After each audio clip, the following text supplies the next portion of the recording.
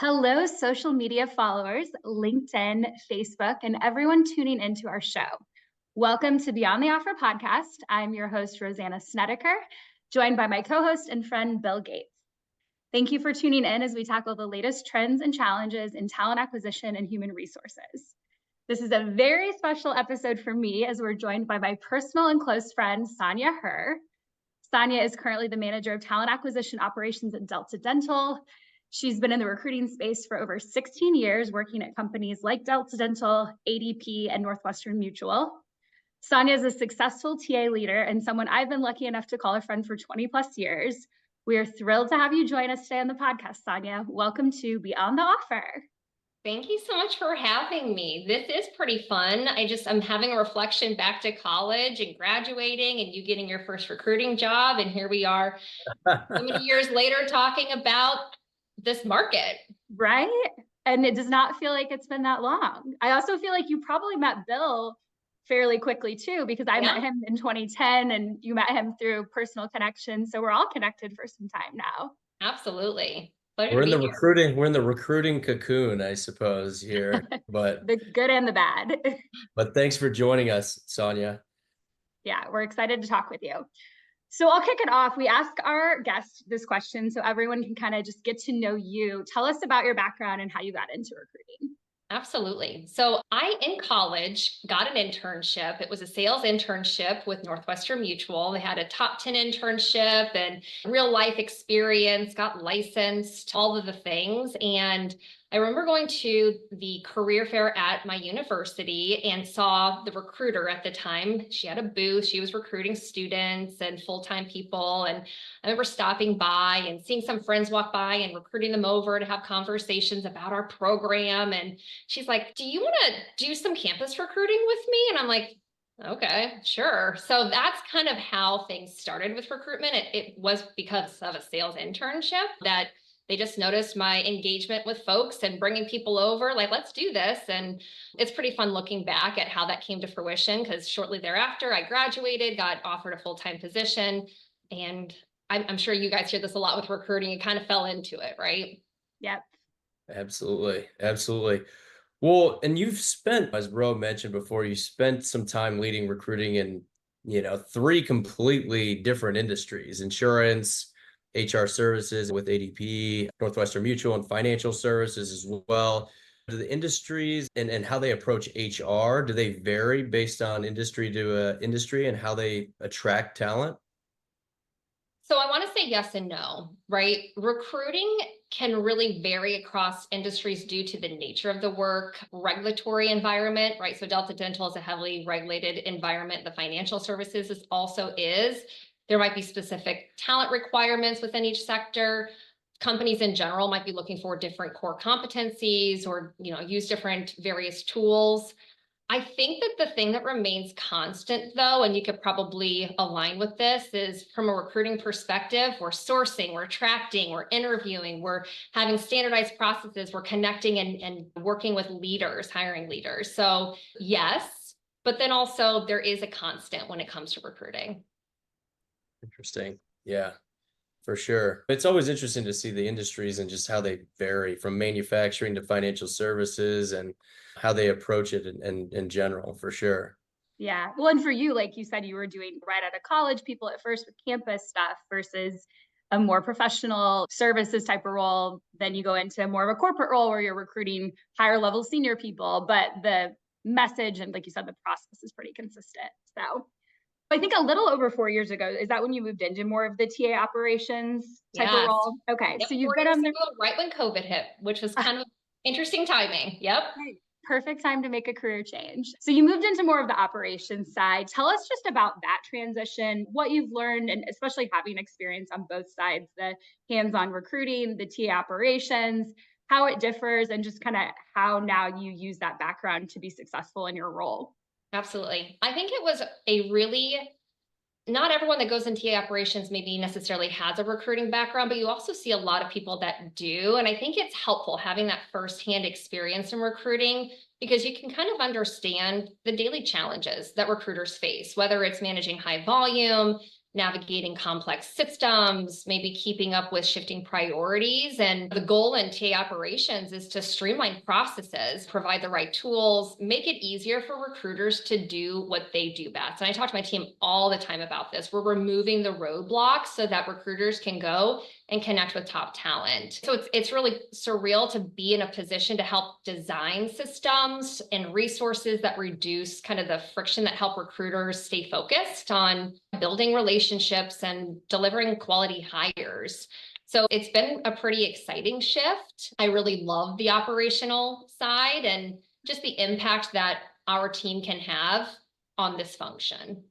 Do you miss any of the other recruiting aspects and being more out of the analytical and HR operations side and less talking to candidates or coaching the recruiters on how to manage the process, et cetera?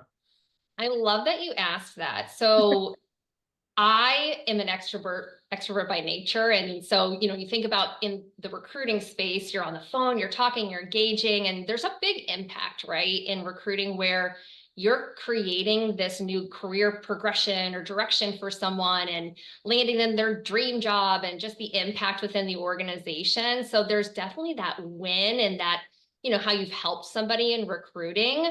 But there is something about the ability to make the impact behind the scenes that, and I tell my leader this all the time, this is like my favorite job. Every day is different. There's a new problem. It's very ambiguous work, whether it's creating a new process or being involved in project management. It is my favorite job. Gotcha. Yeah. Well, to that point, you'd mentioned like coaching recruiters and, different environments. Have you noticed like one mistake that's most common for that full life cycle recruiters make routinely? I think this could, the answer could probably vary depending on who you're asking, but I think one of the big things, and I talked to my colleague quite a bit about this, is I think one common mistake in full life cycle recruiting is the hesitation to engage in difficult conversations with hiring leaders. And I think some organizations are designed where there's like maybe a hiring manager survey and they don't want to get a bad, report from a hiring leader because it impacts their metrics or whatever the case is. That's not the case for us. We don't do that.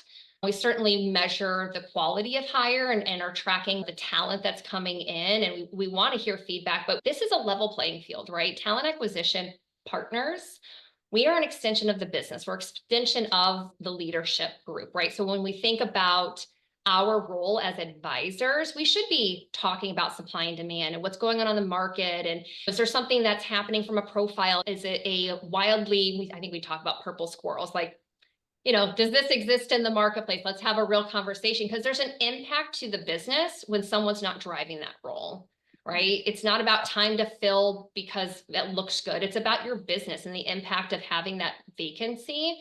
And so I think one of the common mistakes I see is make sure that you are the partner and that you can challenge the leader. Yeah. Great answer.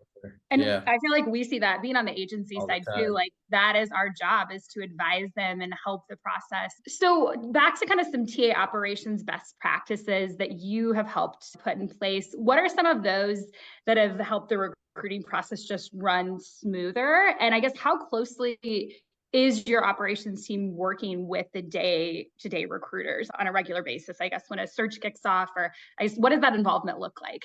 Yeah. Best practices, man, there's a lot of them. And this might be kind of silly to say out loud because it kind of depends on how mature your recruiting function is. I have worked with organizations that don't have robust applicant tracking systems. So if you don't have one of those, let's start there. So best practice, having and leveraging either an applicant tracking system, maybe a CRM, a client relationship management tool. There's things that those kind of tools help with, right? Whether it's automating messages, making sure candidates are being touched, alerts, communication is key throughout the process. Having a understanding where people are at in process, the compliance component, right? Mm-hmm. How many are we following the right steps? What's going on from a feedback? Why did we choose this person? Consistency, standardized processes and documentation. We have a lot of things built out. There's things that pop up all the time that are like, oh, we probably need to refine this. Some things have changed, or there's an issue over here. Let's figure out what that process is going to look like cross-functionally with this team or that team. team. So to your question on the day in and day out, it's branding and attraction and making sure our jobs are in the right visibility on whichever boards make the most sense, whether it's technology, maybe it's more operational. Hey, we're having an issue with the technology. We've got to do some problem solving and some troubleshooting. My team handles all the tech pieces. I think also the other piece, and again, there's so many important pieces of streamlining the recruitment process to make sure things are smooth and effective, but thinking about data, right? Thinking about, and this kind of goes back to the ATF, but ensuring that you have a ability to go pull what's going on so you can see trends and forecast for the future. Hey, we just did a branding campaign. Let's go look at the applicant volume following that even, right? Are we being effective?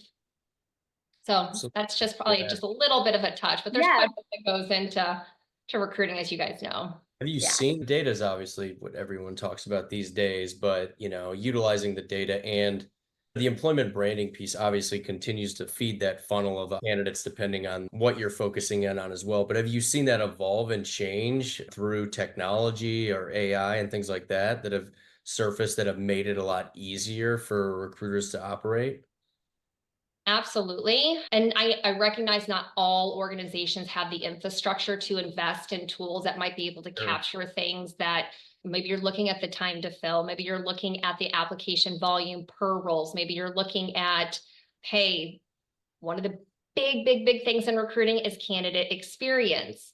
Sure. Are candidates getting stale in process? Have you had an abundance of, so this is something that we keep track of, right? Is every 30 days, are candidates getting touched? Are they being looked at, reviewed? It doesn't feel good to apply to a position and have no idea where that went to die, right? Like where I haven't heard one way or the other. I don't care, just close the loop. Am I qualified or not? Am I moving forward or not? And so candidate experience is a big deal. And that's one of the things that we use data to tell the story and make sure that people are having a great experience, because that goes back to our brand as well. Well, now with social media and just so many people active on LinkedIn, if your candidate experience is bad, like you risk someone putting something out there and all the different reviews. I mean, even from when we all joined the workforce, I feel like that's become such more of a common practice for candidates to speak out about that. So you have to be aware of that as well. Absolutely. And you're probably not racing to social media to say, I had this phenomenal steak. No. Race to social media to say, my steak was overdone. I don't think I'm going to go back there. Right. It's like we always tell people, Glassdoor, take it with a grain of salt, especially people coming to the workforce. Now that's what they're tied to. TikTok, social media, like they go to there to find their information. And something we've asked actually past guests on this before too as well. And it's been a common topic, but most notably during COVID, but the remote environment aspect. You've obviously worked in a remote environment before and seen people transition to working maybe back in the office. How have you kind of stayed connected with remote-based teams that you've managed over the years while they've been working remotely? It is an interesting topic. And I will say that I have worked remotely prior to COVID even rolling out, but there is something very surreal about being in person, but we know we can be effective remotely as well. So some of the things that we do or I do, which might not be necessarily unique, but staying connected with my team is really important. So we do have weekly connects, one-on-ones. And we're talking about what's going on, what works in flight, what projects do you need some feedback on? Maybe we're talking about career development, but something that's really important to, and I wouldn't say I'm unique in this, right? This is something I think it's very Delta Dental focused. We're really focused on our people, and I love my team. And so a lot of times it's just catching up. Like what happened this weekend? What's going on with kindergarten? What's going on with, right? So I think putting the person first in those weekly connects. I do have a TA ops specific, just because my team does so many different things, bringing them together outside of the broader talent acquisition team. And then we have those as well. I think some of the kind of more fun, unique things that we've done as a talent acquisition function is we have something called Recess Monthly. And we actually have a recruiter that runs with that. And it's like the one rule is we're not talking about work. We're not talking about work. We're going to do something that's either maybe play Kahoots, maybe play a game that just gets people laughing and engaging, or maybe it's just we're connecting and we're chit-chatting what's going on personally, but no work talk. we've done some things like coffee chats or happy hours, virtual happy hours. It gets a little tricky with the time zones. So those are just a couple of things. But I think at the end of the day, it's, putting people first and genuinely caring. And that helps with eliminating that face-to-face, right? Which I do prefer to do a lot of video meetings with my team just because there is that kind of eye contact and connection. But yeah. Well, like you said, you were doing it. And I remember actually being jealous of you as a personal friend. Like you're working remote. One of our other girlfriends was pre-2020. So I do feel like you kind of knew how to jump into it a little bit more whenever we were all thrown into it. It's like, how do we make this work? this isn't related to recruiting, but I do remember getting off of work and just like going to Walmart once in a while, just getting out and around people. But I think, yeah, and then in the remote environment, a lot of people kind of develop what is it that they need. And maybe it's a water cooler chit chat on the phone, right? With one of your coworkers. Yep. 100. Yeah. So at Delta Dental, you've been involved in getting various benefits, perks added to employees. Can you just tell us a little bit about that journey you've been on and how that's helped recruiting talent to your organization? Absolutely. I did have a unique experience. I think when you're out in the market as a recruiting function, you hear a lot of questions. And working cross-functionally, a lot of this feedback does make its way back to the appropriate, whether it's, hey, we're seeing lots of salary issues, we're talking to compensation. Hey, we're hearing, why don't we offer this benefit? We're bringing back the benefits. And so over some time, we've been hearing from our own employees and from the market, hey, what about a paid parental leave program? When's that coming? And I will say Delta Dental, we have amazing benefits. We've got a diabetes benefit that's kind of unique, a fertility benefit that's very rich. We've got tutoring, like we've got a lot of different really neat benefits, but we were kind of missing that paid parental, right? That very inclusive for regardless of your gender and different backgrounds, very inclusive background. I had a unique opportunity to stretch in earlier this year and help stand up this program, and being very passionate about, I've got two girls, you can see them behind me, being very passionate about family, being very passionate about the ability to take that special time to bond. And what are people in the market doing? What does like really exceptional look like when you think about some of these high-tech companies, and what is kind of like, okay, you're doing all right. Where can we sustain and be more long-term? So really landing on the who, the what, the length, all of that. And it's live. It was such a rewarding experience to work on because you're talking about benefits, you're talking about FMLA, and you're talking about, right, just like real legality of taking leave, and different states have different laws. And so yeah, I don't know. I'm sorry. Now I'm thinking back to what the question was. I get really passionate about it because it's really exciting, but it's also exciting full circle to be able to say, hey, we've got this now, right? So in the marketplace, we're able to be very holistic in how we really support the employee. Yeah. For sure. Yeah, and it was more just learning the journey and kind of how that's helped you recruit talent, which I'm sure it has. I mean, that has to be, I was curious, I guess, what are some of the benefits that you hear from potential employees of like what they want to hear about paternal leave? Yes. Any other ones that stick out? I do think fertility is a hot topic. People are working longer before starting a family, right? Establishing themselves. So I think fertility is a big one. I think we hear a lot about pet insurance. I think that's unique. Gosh, I'm trying to think of some of the others. Paid parental is definitely up there. I would say unlimited vacation. You just like, how is your vacation set up? Because a lot of organizations are doing unlimited now. So we're not quite there yet, but we hear it. We hear it in the marketplace. Of those benefits, just in general, maybe not just at Delta Dental, but thinking of, whether it's medical, dental, vision, 401k, as you said, PTO or paid parental leave. Do you feel if a company doesn't offer like one or two of those and it isn't competitive essentially in the market, there's just a huge drop off in the type of talent that you can attract, even if their compensation and bonus structure is aligned with where that company is in terms of size and revenue? I think that's a great question. I think it depends on the individual and their motivators, right? And I know that there's a lot, we're not going to get into Gen Z today, right? But it depends on sometimes it depends on where you fall with that, but also some people are motivated by 401k, probably not Gen Z. They're not thinking about retirement yet. Some people are motivated by, wow, low premiums, low benefits. well, I'm on my spouse's, or I'm in, so I think, again, it just depends on the motivators, and we're very transparent on what we offer. We have it on our career site down to dollars. We're kind of on this journey of being really transparent. So, when you're applying, if we have what you're looking for, if you take the time to look. So yeah, going back, maybe it's working on a really cool project. Maybe it has nothing to do with the salary or the benefits. Maybe it's just like, what am I going to be doing that's going to keep me engaged? So. Absolutely. Well, there are a lot of different levers to be pulled, right? I mean, you're right. It's so individually based where they come from, what they're used to with their current organization, and what's important to them, because everyone's going to be a little bit different. But transitioning a quick bit to kind of just back to a little more on the recruiting side, we talk to a lot of folks, and I know there's a good amount of listeners here that may or may not want to be getting into recruiting out of school or transitioning into recruiting from other professions.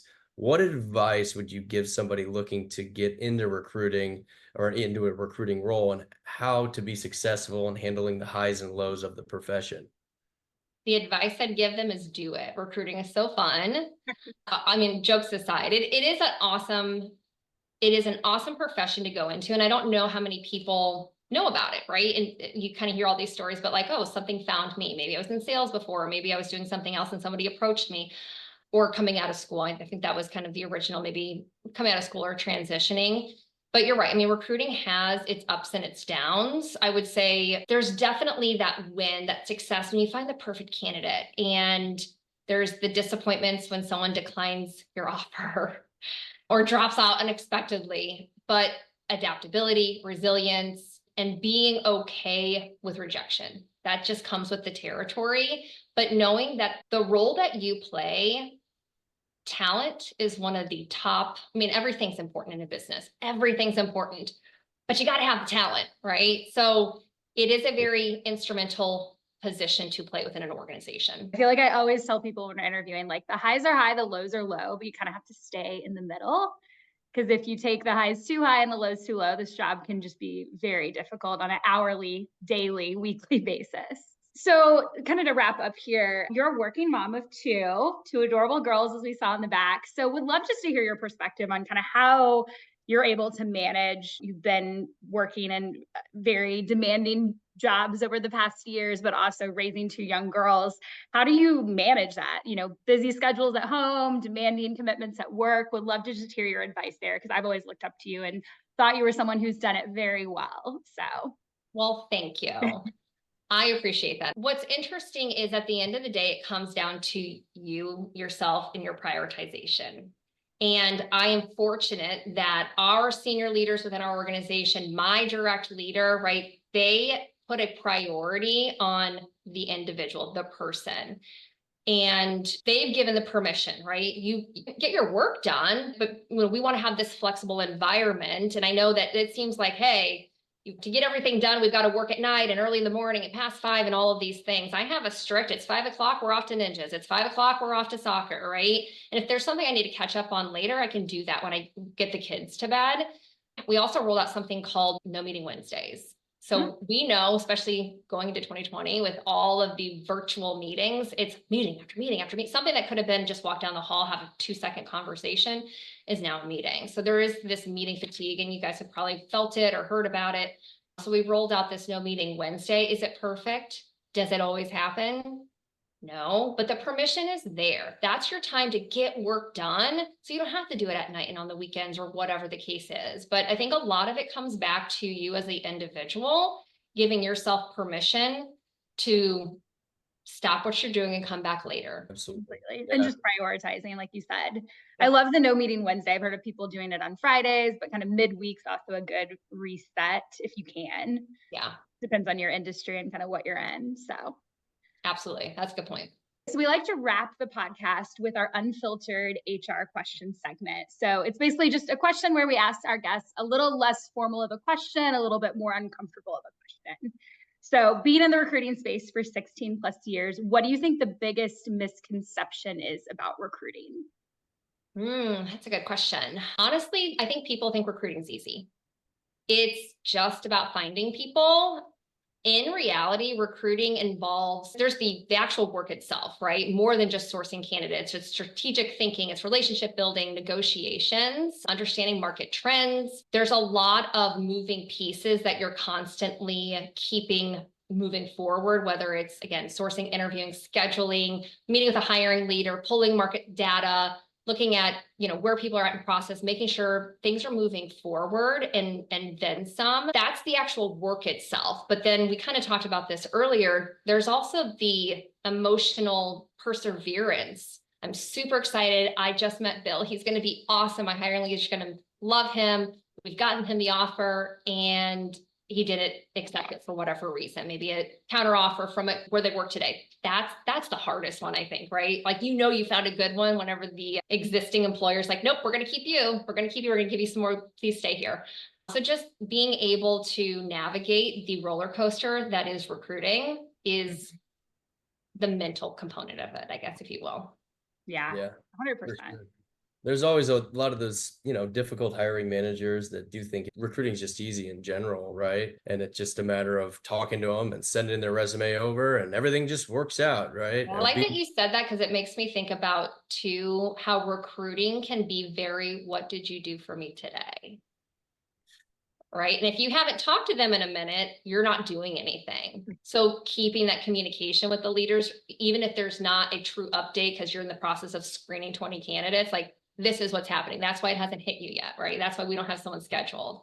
So you brought that up and made me just think it can be very, what have you done for me lately? Yeah. Back to your point, Sonya, about data, right? And that's something we use a lot of the times with our clients regularly, especially on executive searches is, what did you do for me today? We'll have a intake or kickoff conversation to learn more about an executive search. And we really tell them right out of the gates, we're not going to have candidates for you in the first 2 weeks. Gives us time to do some research and understand what the market is based on what they're looking for. But if you don't have that data, they just, as you said, they assume you're just kind of sitting around on your hands and feet doing nothing. So it is very important, I think, to make sure you keep that communication, even if you don't have a candidate to present to them, right?